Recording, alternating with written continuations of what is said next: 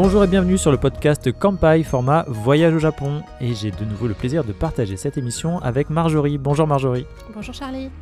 Aujourd'hui, donc cette émission, elle va être consacrée à une saison en particulier, puisque l'on va faire un zoom sur le printemps. Et on est dans la bonne période justement pour préparer cette saison-là. Et pour rappel, nous, on avait déjà un peu parlé de cette saison, puisque c'était un des sujets de notre premier podcast, quand on parlait de quand partir et puis des saisons au Japon, justement. On a déjà pas mal évoqué le sujet. Et là, l'idée, c'est que pour chaque saison à venir, cette année en tout cas, on va vous faire un zoom bien plus précis là-dessus. Oui, c'est ça. La saison du printemps, c'est un symbole fort au Japon, que ce soit et pour les Japonais et aussi pour les touristes qui vont au Japon. Et c'est notamment la saison qui est très connue pour sa floraison des sakuras, donc les cerisiers en fleurs. C'est aussi la première meilleure période pour partir en visite au Japon et retrouver évidemment toutes ces images d'épinal. Donc c'est cette abondance de cerisiers en fleurs. Et pour information, cette floraison, elle est aussi appréciée depuis plusieurs siècles par les élites japonaises notamment. On les retrouve sur les estampes et autres œuvres d'art au Japon, notamment par les empereurs, c'est ça ? Oui Charlie, les empereurs et donc du coup la cour impériale japonaise. Donc d'ailleurs, ils appréciaient beaucoup les sakuras, mais ils appréciaient aussi les pruniers, qui est la saison en fait de floraison qui est juste avant les sakuras, donc celle qui en fait finit l'hiver et commence le printemps. Et d'ailleurs, pour rebondir sur le printemps au Japon, il commence, selon l'ancien calendrier japonais, le 4 février, donc pour Rishun, donc qui est le début du printemps. Donc on vient juste de commencer le printemps suivant l'ancien calendrier. Et donc c'est bien la première saison annuelle qui marque en fait le début de l'année. Et elle dure environ jusqu'au 4 mai selon l'ancien calendrier japonais.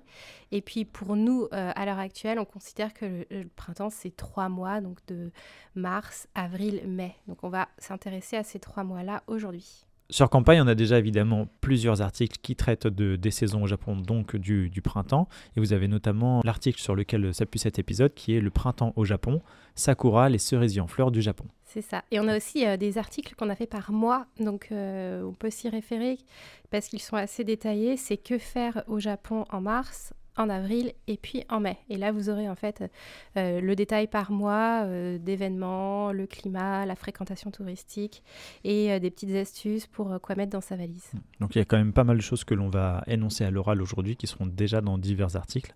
Donc il faudra aller repiocher peut-être ces infos-là si vous les voulez en manuscrit. Exactement, si vous voulez les relire après au calme.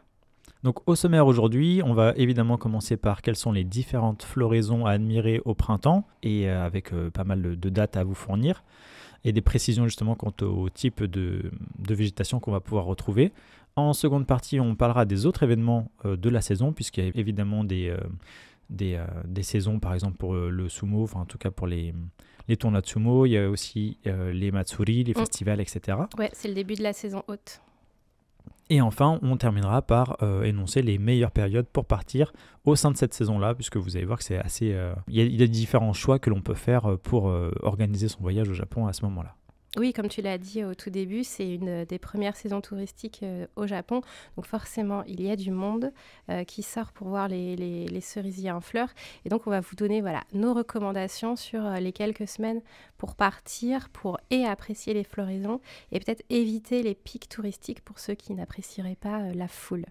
Puisque c'est vrai que le printemps, la floraison dont on va parler là, et je vais donner pas mal de dates quand même, c'est aussi une des premières raisons que les touristes ont pour partir à cette période-là. Oui, c'est vrai que les sakuras, c'est très joli, il ne faut pas le nier. C'est en fait l'un des seuls pays qui propose une vue aussi entière des sakuras en fleurs. Il y a beaucoup d'abondance, il y a beaucoup d'arbres qui sont en fleurs à la même période. Et ça habille vraiment toutes les villes, tous les jardins de temples et de sanctuaires, et aussi certains pans de montagne. Donc c'est vrai que c'est vraiment joli à voir en vrai sur place. Et cette beauté, aujourd'hui, elle est assez connue dans le monde entier. Donc... les touristes sont attirés pour une bonne raison, mais ils sont là. Et donc on va commencer cette première partie, si tu le veux bien, avec les différentes floraisons que l'on va pouvoir trouver sur l'archipel. Donc en mars, on va commencer déjà avec les pruniers, enfin même un peu plus tôt que mars, puisque les pruniers, donc ume, ils fleurissent déjà actuellement au Japon. Là on est en février au moment où on enregistre cet épisode. Ça commence, oui. Donc c'est déjà un attrait touristique que l'on peut retrouver déjà sur place.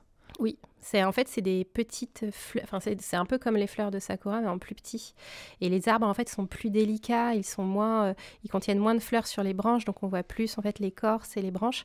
Ils sont plus délicats, donc c'est un peu moins spectaculaire on va dire, mais c'est une des floraisons aussi qui est très symbolique au Japon et donc qui était déjà très contemplée à l'époque de l'Antiquité. Donc on va aussi en retrouver pas mal autour de la région de Kyoto et dans les anciennes capitales impériales du Japon pendant l'Antiquité. Et on va aussi retrouver des cerisiers qui ont une floraison plus précoce, les kawazu. Est-ce que ça, tu peux nous en détailler un peu plus ? Oui, donc dans les cerisiers, il y a beaucoup d'espèces et il y a des espèces à floraison précoce donc, qui existent au Japon. L'une qui est assez populaire ces dernières années, c'est les Kawazu Zakura. Donc, c'est une espèce en fait qui vient de la péninsule d'Izu, donc dans la petite ville de Kawazu, c'est là où a été découverte l'espèce. Et donc, il y a un festival qui se tient à l'heure actuelle, donc tout le mois de février, sur une floraison de plusieurs centaines d'arbres le long d'une rivière et donc c'est assez joli. Et en fait, ils ont des fleurs qui sont d'un rose très soutenu. Et on les différencie bien parce que les cerisiers que l'on connaît le plus et que l'on voit partout dans les magazines ou en photo ou sur les réseaux sociaux, ce sont les cerisiers Somei Yoshino, donc c'est les cerisiers les plus communs. Et c'est ceux auxquels on se réfère pour donner les calendriers de floraison. Et ceux-là, donc, c'est les cerisiers qu'on connaît tous. Et puis, il y a des cerisiers à floraison précoce et il y a aussi des cerisiers à floraison tardive qui arrivent quelques semaines après les Somei Yoshino. Et ce qu'il faut bien retenir de cette période-là, notamment quand on prépare son voyage au Japon, c'est que nous, là, on va vous indiquer différents pics de floraison, mais pensez bien que ces pics-là, en fait, ils ne durent à peu près que, on va dire, 1 semaine, voire 2 semaines grand maximum, selon la localisation. Et donc, si c'est vraiment le but de votre voyage, ce sera à pas louper évidemment. Mais sinon, votre itinérance, elle peut aussi dépendre, elle peut aussi profiter, on va dire, de d'autres pics de floraison à différents endroits du Japon. Comme vous l'avez déjà sans doute compris, c'est étalé à la fois dans le temps et dans l'espace au Japon. Les cerisiers ne fleurissent pas, enfin les floraisons ne sont pas toutes au même moment, au même endroit. Donc ça sera à bien discerner dans ce podcast justement. Oui. Mais d'ailleurs, donc, du coup, on a l'agence météorologique du Japon donc, qui donne déjà des premiers bulletins de floraison de sakura. Donc, ça a commencé en janvier. On a déjà eu 2 bulletins qui ont été publiés à l'heure actuelle. Donc, il y en a un autre qui va arriver la semaine prochaine. Et plus on s'approche de la saison, plus on est fiable sur les dates, évidemment. Donc, pour vous donner une première approche sur les sakuras de 2024, à Tokyo, on est sur un début de floraison autour du 22 mars et un pic pour le 29 mars. À Kyoto, on est autour du 23 mars pour le début et un pic de floraison le 31 mars. Et à Osaka, on est sur un début autour du 25 mars et un pic le 1er avril. Donc vous voyez que ces 3 destinations-là qui sont assez touristiques, elles sont à peu près toutes aux mêmes dates à 1 ou 2 jours près. Et elles sont toutes donc, dans la dernière semaine de mars. Et début avril, normalement, on sera plutôt sur des cerisiers et des pétales qui seront en train de tomber et moins sur une haute floraison. Et donc ça, c'est juste pour ces 3 destinations-là. Pour les autres destinations, qu'on soit un peu plus au sud ou un peu plus au nord, vu que l'archipel est assez étendu, on a des dates différentes. Et ça, on peut le retrouver aussi visuellement sur l'article de Kanpai, puisque tu as publié la carte justement de prévision de ces floraisons-là. Voilà, on essaye de mettre à jour à chaque bulletin météorologique, on essaye de mettre à jour sur Kanpai. Donc par exemple, vous avez à Kanazawa, vous avez un pic qui est un peu égalé, puisqu'on est côté mer du Japon, donc il fait un peu plus froid plus longtemps. Et donc, ça serait autour du 31 mars jusqu'au 6 avril pour le pic. Donc, quelques jours après, il y a encore des sakuras qui sont visibles. Et si on va vers le nord du Japon, donc vraiment plus au nord de Tokyo, dans le Tohoku, par exemple, à Sendai, on a des sakuras entre le 6 et le 11 avril pour les meilleures vues. Et Sapporo, on serait autour du 1er jusqu'au 5 mai. Donc là, on change carrément de mois, on est au début du mois de mai. Donc, si jamais vous voulez absolument voir des sakuras et que vous n'allez au Japon que dans le courant du mois d'avril, vous pouvez, et on vous encourage à essayer de faire quelques jours dans le nord du Japon, d'aller découvrir cette région qui est encore assez peu fréquentée par les touristes étrangers et d'aller voir des jolis paysages de sakura avec des montagnes enneigées en fond Comme ça, vous aurez exactement l'image d'Épinal, certes pas à Tokyo ou à Kyoto, mais dans un Japon quand même de tous les jours. Oui, et en plus de ça, comme tu l'évoquais aussi, sans une cohue de touristes, qu'ils soient japonais ou occidentaux, justement, en tout cas avec beaucoup moins de monde qui sont pressés dans les mêmes endroits, dans les mêmes parcs, etc. Oui, Ça peut puis être très agréable. des fois, les enceintes sont plus vastes aussi parce qu'on est un peu plus au cœur de la nature. Donc, c'est plus aéré pour voyager. Puis, vous aurez quand même des spectateurs qui viendront, mais ce sera plus des locaux. Donc, en termes d'immersion aussi, c'est super intéressant. Et enfin, avant de parler un peu plus dans quel type de lieu on peut les retrouver, n'oubliez pas, donc, premièrement, comme on l'a déjà dit, que ce sont des périodes assez courtes au final de floraison, mais aussi qu'il y a l'impact de la météo, puisque le moindre coup de vent ou la pluie, par exemple, peut vite faire que, même si vous êtes au cœur du pic prévu, eh bien, en fait, ça se peut que les feuilles partent des arbres, justement. Oui, voilà, un coup de pluie ou un coup de vent et vous avez tous les pétales qui tombent. Donc c'est aussi joli d'ailleurs parce que il y a un mot pour ça qui s'appelle Hana Fubuki, donc c'est le vent de pétales, pour en fait montrer les arbres qui perdent leurs pétales. Et d'ailleurs on les voit souvent représentés dans les animés. Si on regarde un peu les animés japonais, c'est un moment de l'année qui est assez poétique et souvent représenté. Donc oui, c'est joli, mais une fois que c'est tombé, c'est tombé. Et ces sakuras-là, on va les retrouver notamment sous forme de rangées. C'est quand même bien mis en avant dans le paysage japonais. On va les retrouver en rangées le long des rivières, notamment. Si vous voyez des rivières, il y a très forte chance qu'il y ait des rangées de cerisiers. On va les retrouver aussi au bord des rues des grandes villes. Il y a des allées qui peuvent être spécifiques. On a Oui, par exemple à Tokyo, on avait la Yaesu-dori qui est derrière en fait la gare de Tokyo à la sortie Yaesu. Il y a une petite rue il y a plein de sakuras qui ont été plantés et c'est très joli à visiter pour le printemps. C'est également mis en avant au sein des enceintes des temples, des sanctuaires, des châteaux et évidemment des parcs publics urbains par exemple. Oui, c'est dans ces parcs-là que du tout on va faire hanami, c'est-à-dire qu'on va poser une bâche sur le sol et puis apporter de quoi manger et de quoi boire pour se retrouver en famille ou entre amis et profiter des sakuras en fleurs. Et si vous allez dans des régions montagneuses, tu l'évoquais déjà un petit peu tout à l'heure, par exemple avec le mont Yoshino, est-ce que tu pourrais nous en dire un peu plus au sud d'Osaka justement ?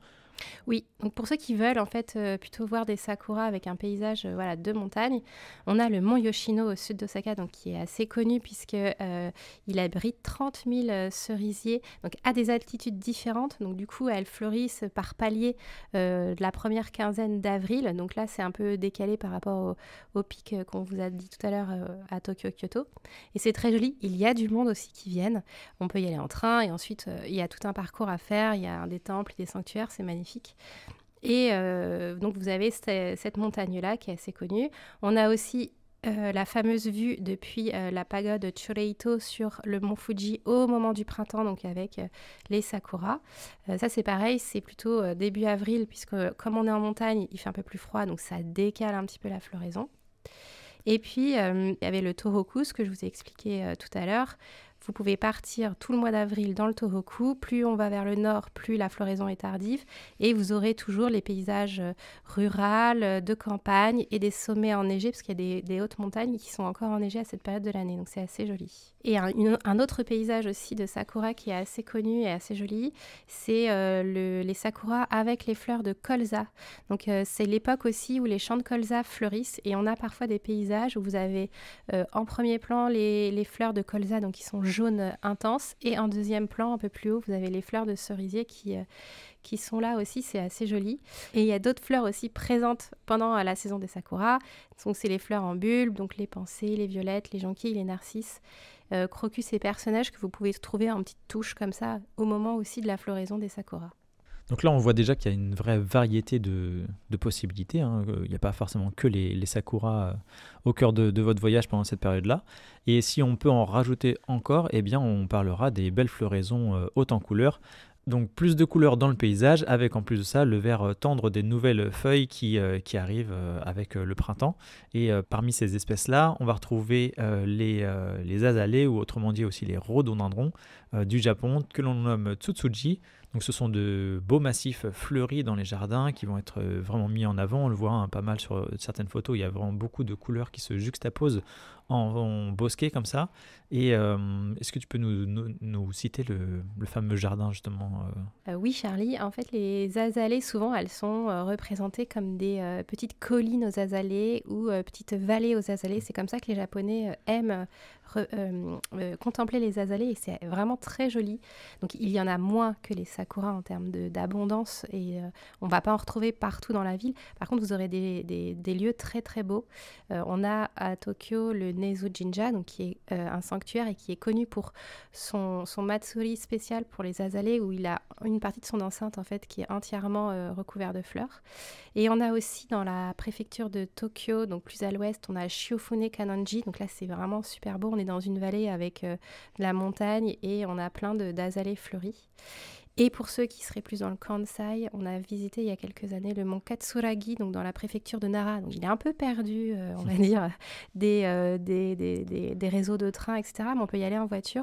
Et on monte en téléphérique jusqu'à le sommet du mont. Et là, on a vu sur une sorte de champ un peu sauvage d'azalées. Alors c'est pas sauvage, mais c'est hyper beau. Et on peut pique-niquer sur place. Il y a des petites allées, des petits bancs. C'est magnifique. Et il y a personne que les locaux. Donc c'est vraiment super beau. Et ça, c'est plutôt début d'avril, voire jusqu'à début mai, en fait. Ça, suivant l'altitude et suivant là où on est et la météo, ça varie. Donc, il faut vraiment se renseigner quelques jours avant pour être au pic ou en tout cas profiter d'une belle météo pour apprécier vraiment. En autre espèce de fleurs, il y a également les glycines, donc, qui vont souvent être mises en avant sur les jolies pergolas fleuries, avec d'abondantes glycines pendant les Fujimatsuri, comme au Kameido Tenjin à l'est de Tokyo. Oui. Donc ça, c'est pareil, c'est comme les azalées, c'est des spots qui sont très connus. Alors, au moment des floraisons, c'est très fréquenté, mais c'est aussi, ça explique parce que c'est très joli. Donc, de toute façon, en général, c'est bien fait. Vous avez un parcours, vous pouvez prendre des photos. Et puis, vous avez après accès à tout stand de nourriture. Il ne faut pas oublier que dans les matsuri, qui dit matsuri, dit stand de nourriture. Donc, après, on peut vraiment continuer le plaisir en passant côté gourmandise. On y reviendra dans pas longtemps puisqu'on va évoquer évidemment l'activité phare du pique-nique sous les sakuras. Et avant de terminer là-dessus, justement, on va parler aussi des roses. Donc il y a de nombreux jardins de roses qui sont présents au Japon, notamment plutôt dans les parcs publics plus que dans les temples, etc. Les autres espèces, on va les retrouver également dans les temples ou les endroits religieux. Mais c'est vrai que ces roses-là, ce sera plutôt dans l'espace urbain, l'espace public, des jardins, des maisons, des villas, etc. Oui, voilà, on aura ce qu'on appelle les rose gardens et ils sont en général en floraison en mai. Et c'est très joli, il y a souvent plein d'espèces différentes, donc vous aurez vraiment plein de couleurs à contempler. Et dans les autres floraisons aussi qu'on peut noter, il y a les tulipes, donc aussi courant avril dans les jardins un peu à l'européenne ou dans des paysages qui se veulent un peu hollandais. Je pense des paysages avec des moulins à vent et des choses comme ça. Donc vous aurez des tulipes aussi au Japon. Et puis les fameux fleurs bleues, les némophilas qu'on voit en tapis dans des champs de culture, etc. Et il y a un parc autour de Tokyo qui est connu pour ça, c'est le Hitachi Seaside Park, donc à Ibaraki. Et en fait là, vous avez un moment de l'année, toutes les fleurs qui sont bleues et qui sont écloses. Et on peut aller prendre en photo une petite colline et en profiter pour se balader dans le parc qui est assez grand et offre d'autres choses aussi à voir en même temps. Donc à retenir qu'il n'y a absolument pas que les cerisiers en fleurs à voir pendant cette période du printemps, mais l'espace urbain et les jardins botaniques en règle générale vont vous offrir aussi tout un panel large en fait d'autres types de couleurs à voir, de pétales à voir, etc. Oui, pour les amateurs de botanique, ça ne s'arrête pas au sakura. Les sakuras, c'est vraiment le début du printemps, il faut le voir comme ça, ça lance la saison. Et pour en profiter, quoi de mieux que de préparer son pique-nique en extérieur. Tu nous parlais tout à l'heure du mot hanami.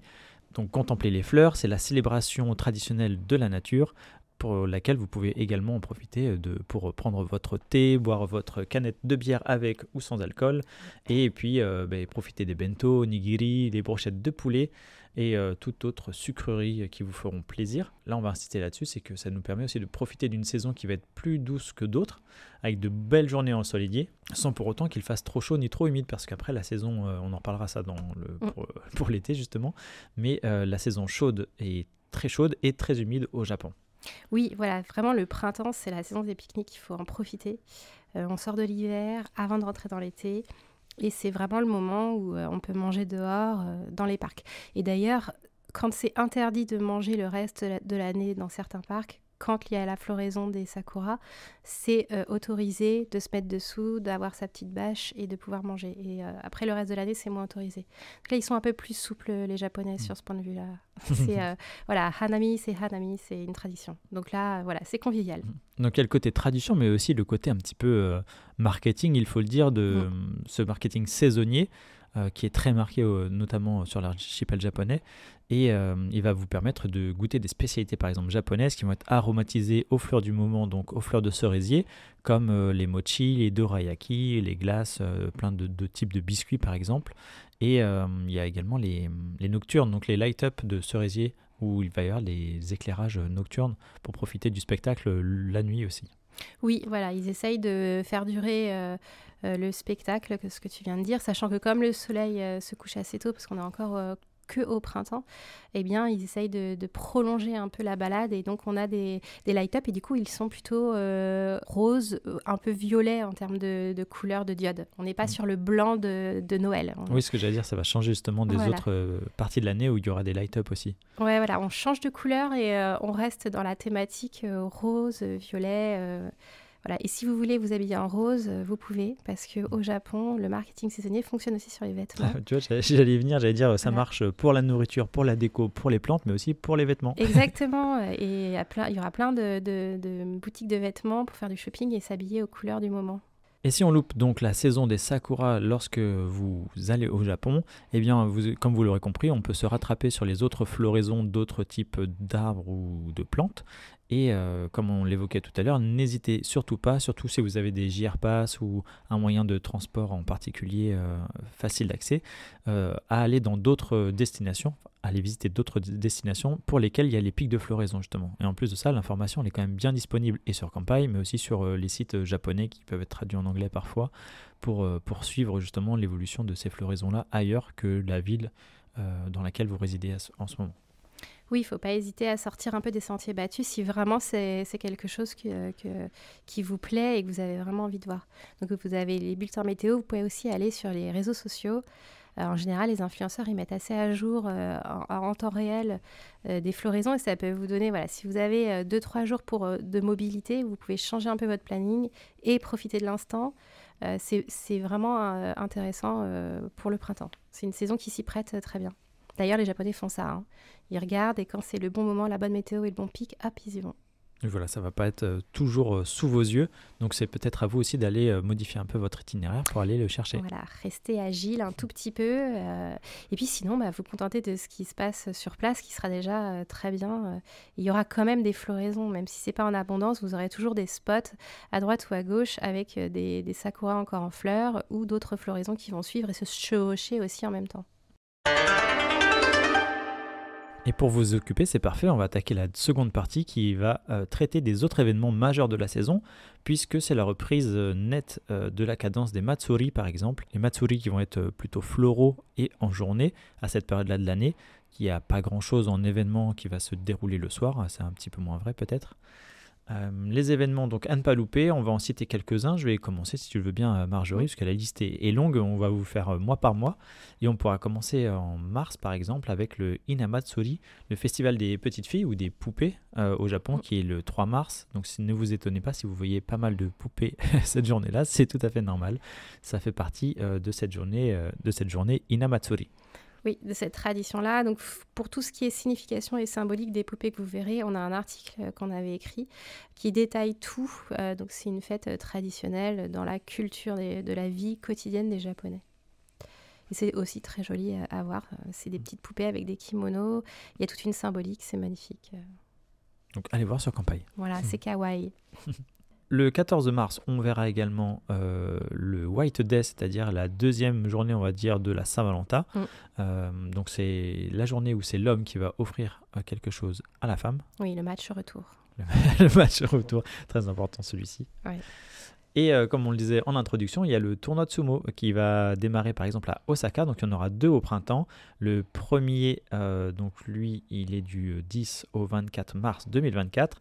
Et l'achat des billets en ligne se fait à partir du 10 février. On le rappelle, vous pouvez réserver des sièges à la journée, c'est-à-dire que vous n'êtes pas obligé d'assister à la compétition toute la journée. Et si vous voulez assister à une compétition plus peps peut-être, ce sera plutôt le soir avec les finales ou en tout cas les combats les plus importants de la journée. Oui, en fait, les premiers combats, c'est par ordre, on va dire, de classement individuel des sumotori. Donc les premiers combats, c'est ceux du bas du classement, et plus on avance de la journée, plus on a les plus importants. Et donc vous pouvez sortir du stade, revenir en fait une fois avec vos billets. Mais après, la dernière entrée possible, elle est jusqu'à 17h pour information. Après, après, vous restez et vous allez jusqu'à la fin du tournoi pour voir les meilleurs s'affronter. Et enfin, un autre événement marquant pour le mois de mars, du 23 au 24 mars, vous avez la foire internationale de l'animation, l'Anime Japan, à Tokyo Big Sight. Voilà, pour les fans de Cool Japan. Et ensuite, qu'est-ce que l'on a pour le mois d'avril, Marjorie ?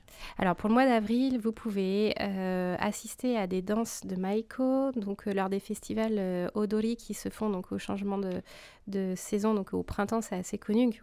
Suivant, en fait, les Hanamachi, donc les maisons de geisha, elles ont chacune leur spectacle et vous pouvez aller en voir. C'est assez intéressant pour ceux qui aiment l'histoire et la tradition et les arts japonais. Ensuite, on a un tout autre Matsuri, alors qui a des origines traditionnelles, mais qui aujourd'hui s'exprime de façon assez originale. Donc, c'est le Kanamara Matsuri, donc c'est la fête de l'organe de la fertilité masculine, si j'ose dire comme ça. Donc, c'est à Kawasaki, au sud de Tokyo, dans la banlieue sud. Et donc, il se déroule ce Matsuri le premier dimanche d'avril. Et cette année, ça sera le 7 avril 2023. Donc là, c'est plutôt une population jeune, malgré qu'on peut emmener les enfants. Enfin, on peut emmener les enfants, c'est plutôt bon enfant, mais il faut dire qu'il y a quand même un défilé de zizi en bois, il faut le savoir. Oui, c'est vrai que quand on n'est pas au courant de l'événement et qu'on sort son dimanche matin, ça doit faire bizarre. Oui, voilà, il y a un marketing autour de ça. Donc, mais comme tu le disais, c'est à rappeler que ça reste bon enfant et c'est festif, c'est pas du tout, il n'y a pas d'autre attrait derrière ça. Non, c'est très festif et c'est plutôt justement sur l'acceptation de tous et c'est pas du tout... c'est pas sexualisé, quoi. C'est pas sexualisé, pas vraiment, non. C'est vraiment... Après, voilà, c'est à vous de voir si vous voulez y aller avec vos enfants. Mais en tout cas, l'esprit est plutôt bon esprit. Après, il y a beaucoup aussi de touristes étrangers dans ce Matsuri. Il est très connu à l'étranger pour son côté décalé, insolite. Voilà, faut le savoir. Juste après, le 8 avril, c'est pareil, on change encore d'ambiance. C'est le Hana Matsuri, donc c'est la fête des fleurs. Et en fait, ça correspond à l'anniversaire de Bouddha. Donc on est complètement là dans quelque chose de très traditionnel. Donc l'autre nom qu'on connaît aussi, c'est Kambutsue. Donc là, c'est une fête qui passe assez inaperçue si on n'est pas attentif aux choses, parce que en fait, on représente Bouddha dans sa forme enfant, donc c'est une petite statue en forme d'enfant qui est exposée donc dans certains temples, pas tous. En général, ce sont les grands temples de quartier. Et Bouddha est entouré donc de fleurs et on va lui verser du thé sucré, donc du hamacha, pour en fait le bénir et se souhaiter aussi bonne chance. Donc on en trouve dans certains temples au Japon. On a par exemple Shitenoji à Osaka, Sensoji à Tokyo ou Gokokuji aussi dans la banlieue de Tokyo. Donc c'est le 8 avril, c'est un matsuri mais qui est confidentiel. C'est vraiment comme c'est du bouddhisme, ça va pas être quelque chose de grandiloquent. Il y aura pas forcément de stand. On pourra acheter du thé, mais ça sera à peu près tout. Ok. Et en dernière chose qu'on voulait vous parler pour le mois d'avril, on a vraiment fait une sélection assez petite, on ne pouvait pas tout vous dire. C'est le Sano Matsuri, donc c'est l'édition printanière du festival de Takayama, donc à Takayama, qui se déroule du 14 au 15 avril, donc avec des chars qui vont défiler dans la rue de la petite cité de Takayama. Et on terminera avec les événements de mai. Est-ce que tu peux nous évoquer justement les fameuses guirlandes de carpe, Marjorie ? Oui, donc début mai, on vous le redira dans la troisième partie sur quand partir au Japon, on a ce qu'on appelle la Golden Week, donc c'est les vacances nationales au Japon. Et en fait, c'est une accumulation de jours fériés. Et les koinobori, donc les carpes koinobori, elles font référence à un jour férié qui est le 3 mai pour Kodomo no Hi, donc c'est la fête des garçons. C'est le pendant du Hinamatsuri qu'on avait eu le 3 mars. Là, c'est plutôt pour les garçons. Et donc, vous avez des décorations qui sont assez jolies et assez représentatives du Japon. Les fameuses koinobori, donc c'est des guirlandes de carpes qui vont être étendues au-dessus des lits de rivière. Ou il y en a aussi autour de la tour de Tokyo qui sont assez connues. Et c'est très joli, il y en a beaucoup et avec le vent en fait ça vole et c'est magnifique. Donc vous aurez ça et vous avez tout ce qui va avec, vous pouvez en acheter aussi en petites statuettes, etc. Au tout début mai, pendant la Golden Week. Et pour continuer sur le mois de mai, il y a évidemment la fête des mers qui se déroulera le dimanche 12 mai au Japon. Et le deuxième tournoi du printemps, donc le tournoi de sumo qui va être cette fois-ci à Tokyo du 12 au 26 mai. Donc toujours dans les mêmes conditions que ce que l'on a évoqué tout à l'heure. Puis on va aller vers le Aoi Matsuri, depuis le palais impérial jusqu'au sanctuaire Shimogamo, puis Kamigamo à Kyoto, le 15 mai. Oui, c'est l'un des 3 festivals historiques de l'ancienne capitale. Donc on a le Gion Matsuri qui est très connu en été, et puis on a 2 autres Matsuri, donc printanier et automnal, qui sont un peu moins connus, mais il y a quand même du monde. Il y a le Aoi Matsuri, et puis ensuite c'est le Jidai Matsuri au mois d'octobre. Donc ce sont des processions historiques. Donc ce sont des personnages qui sont habillés de façon traditionnelle de l'époque de l'Antiquité jusqu'à de l'époque de l'Antiquité. Et puis vous regardez en fait le défilé. C'est pour tous ceux qui aiment l'histoire du Japon et qui aiment aussi les vêtements traditionnels et tout le côté...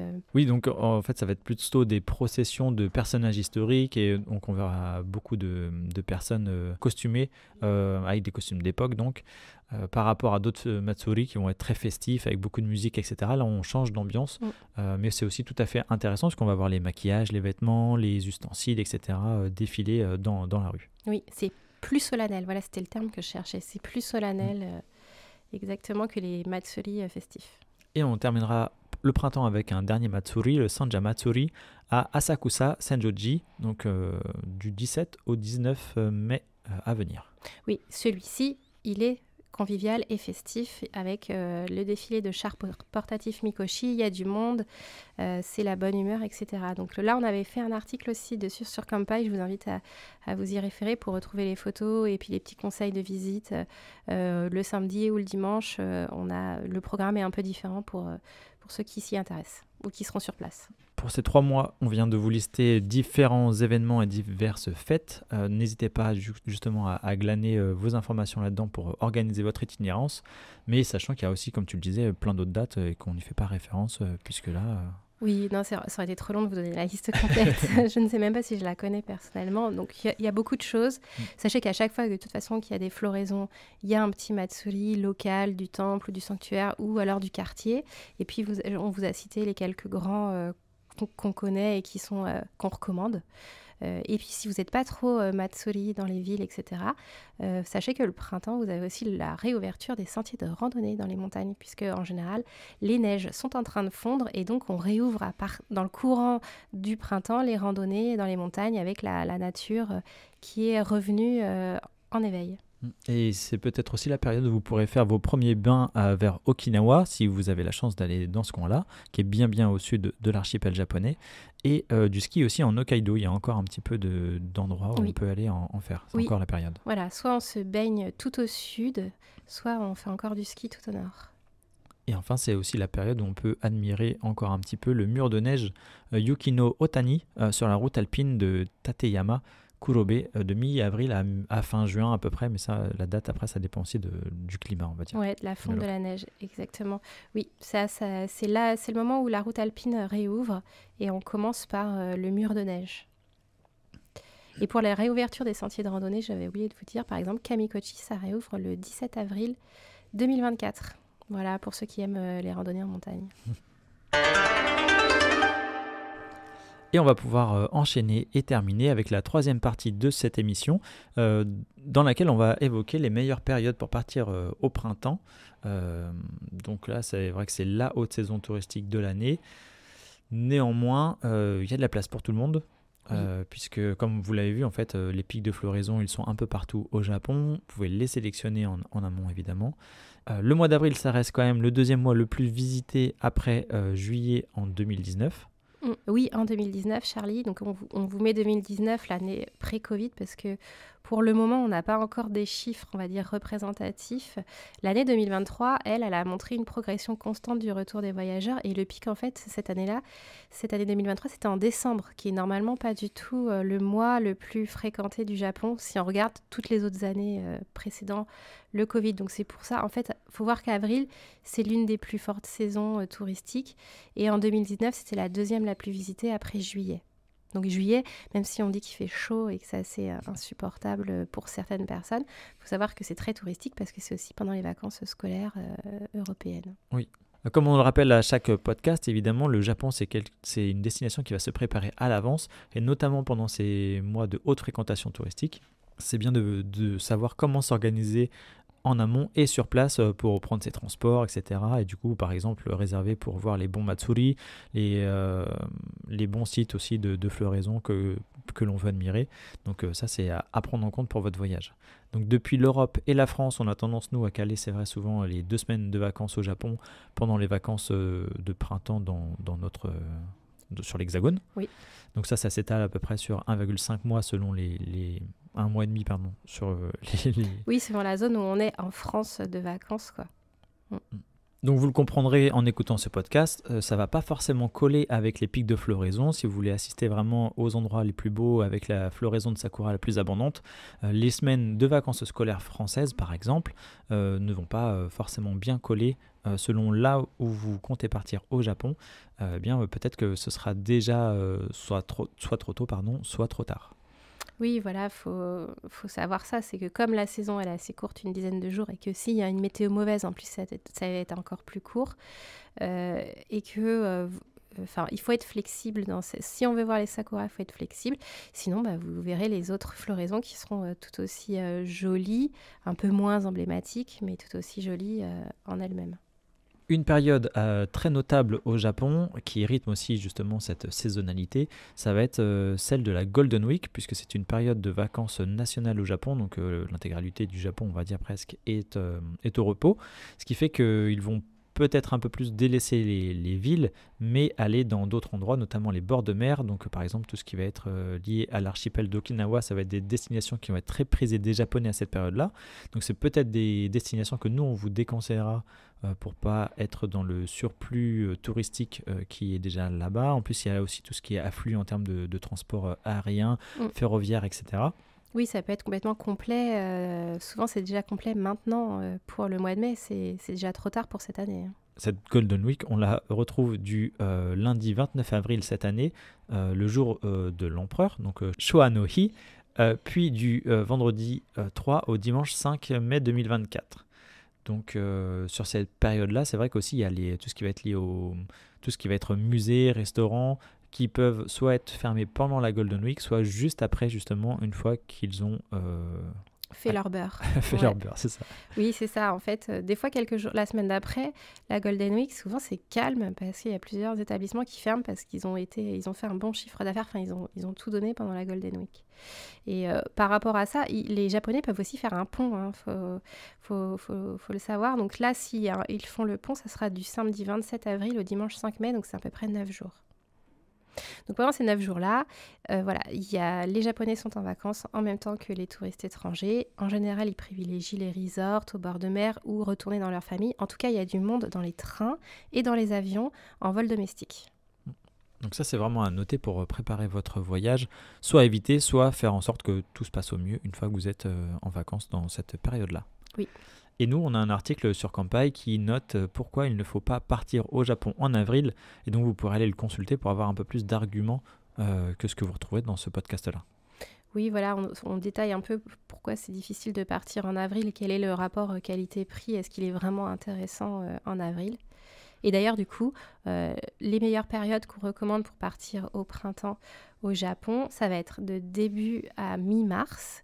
Donc, avant le pic de floraison des sakuras sommeil Yoshino, donc des sakuras les plus communs, mais pendant la floraison des sakuras précoces et des pruniers. On a quand même, si la météo en plus en ce moment elle a tendance à être de plus en plus chaude, donc la floraison s'avance à chaque année de quelques jours, donc on a tendance à être pas près du pic malgré tout.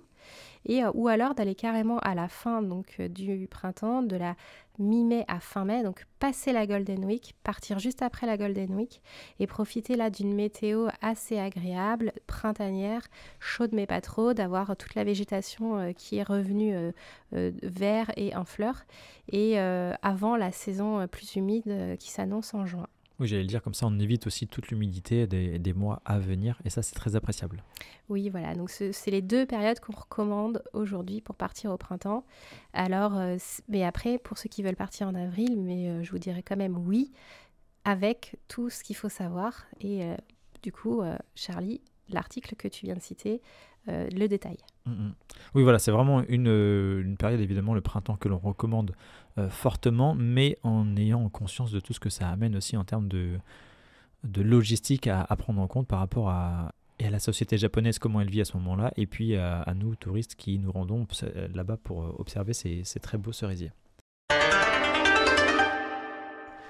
Et on va, avant de conclure, vous parler un petit peu, faire un petit topo sur qu'est-ce que l'on met dans ces bagages. Puisque ça peut paraître anodin, mais on a quand même pas mal de retours sur Kanpai sur des questions de ce type-là, qu'est-ce que je dois mettre dans ma valise, etc. Donc on s'est dit qu'on allait vous faire un petit topo en quelques minutes avant de conclure. Oui, bon, alors après, comme on est sur une saison de transition entre l'hiver et l'été, dans les bagages, on essaye d'amener des vêtements voilà, un peu variés pour être bien au chaud s'il fait froid, s'il pleut aussi, parce que ça peut être aussi une saison où il pleut. Le ciel peut être un peu bouché, il peut y avoir des averses. Donc un manteau de pluie, des bonnes chaussures étanches pour pouvoir marcher longtemps et pas avoir les pieds mouillés. Et puis on peut prendre aussi plusieurs couches, donc des t-shirts à manches longues, des t-shirts à manches courtes, des chemisiers, pour pouvoir se déshabiller au fur et à mesure de la journée s'il fait chaud. Mais dis-moi Marjorie, il y a quand même un peu de soleil au printemps. Donc Oui. Il peut y avoir un peu de soleil au printemps, c'est comme ça que les fleurs en fait éclosent grâce au soleil. Et dans ces cas-là, on prend des lunettes de soleil, surtout si on reste toute la journée dehors, ça peut être vraiment intéressant. Et pour ceux qui ont la peau fragile, vous pouvez prendre aussi une crème solaire à indice UV un peu plus léger que l'été, mais ça peut être bien pour le visage, parce que le ciel est encore dégagé par moments et vraiment le soleil est assez beau.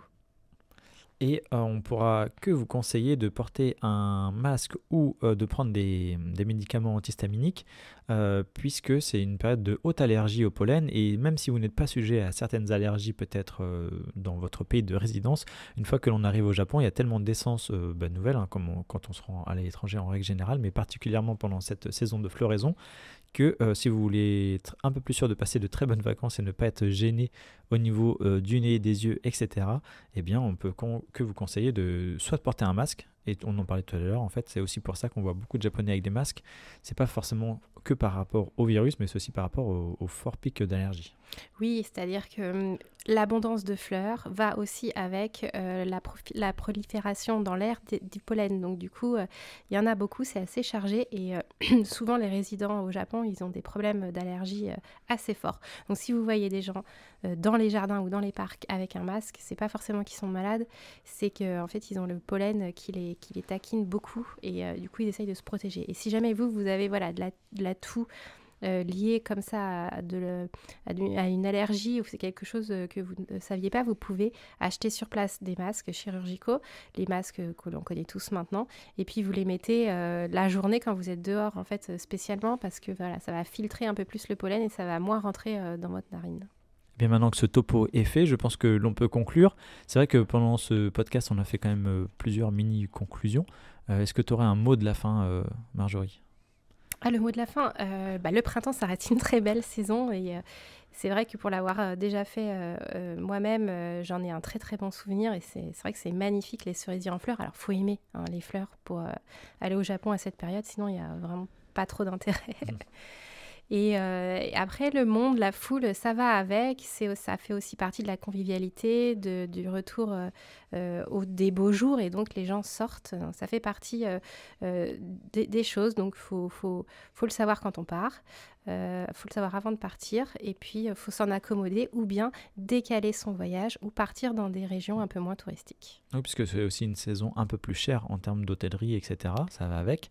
Mais en même temps, vous pouvez profiter et de la floraison, comme on le dit depuis tout à l'heure, mais également des matsuri, des premiers tournois de sumo. Et c'est le Japon en entier qui se met aussi aux couleurs du printemps. Donc c'est quand même quelque chose à voir par rapport à d'autres. Enfin, chaque saison a ses particularités, mais c'est d'autant plus vrai pour le printemps. Oui, c'est une très belle saison. Elle reste une saison appréciée, chère, effectivement, pour le côté budget. Et si vous êtes prêt à mettre le prix, vous pourrez apprécier les sakuras comme tous les Japonais. Et donc, on vous souhaite de profiter au maximum de votre voyage au Japon au printemps. Nous, on se retrouve pour un autre format, un nouveau format fin du mois qui est le format destination. Et oui, là, tu parais surprise, mais ça arrive vite. Oui, c'est vrai. Donc, on vous parlera de Tokyo. Oui, comme on a fait un guide de Tokyo il n'y a pas si longtemps que ça qu'on l'a publié, on l'a édité pour Kanpai, on va vous parler donc de Tokyo, première destination touristique du Japon, après vous avoir parlé de la première saison touristique du Japon. Oui, donc ça, ce sera fin du mois et vous retrouverez Gaëlle d'ici peu pour une interview et il me semble que ce sera Clément qui est moine au Japon qui vous transmettra un peu sa passion et puis sa vision des choses. Oui. Donc merci encore Marjorie d'avoir partagé l'émission avec moi et je te dis à dans 2 semaines pour l'émission sur Tokyo. Merci Charlie, à bientôt du coup. Au revoir. Au revoir. Retrouvez plus de voyages au Japon sur nos podcasts.